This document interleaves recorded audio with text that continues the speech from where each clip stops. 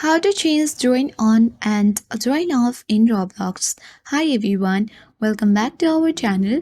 This is Rose and I'll guide you to change join on and join off in Roblox. Without further ado, let's begin. Open Roblox and make sure that you sign into your account.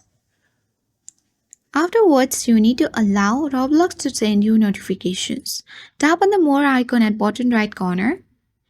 Here you need to scroll down and find out settings. Tap on settings option. Now choose privacy and content maturity. Tap on visibility and private service option. And here you need to locate private service. Currently it has been set to friends. So you can easily choose between all this option. So currently we can easily tap on no one and then the changes will be automatically saved. So private service is a Roblox experience with limits on who can join. Now nobody can join your private service. But if you say to everyone, everyone will get chance to join on your private service.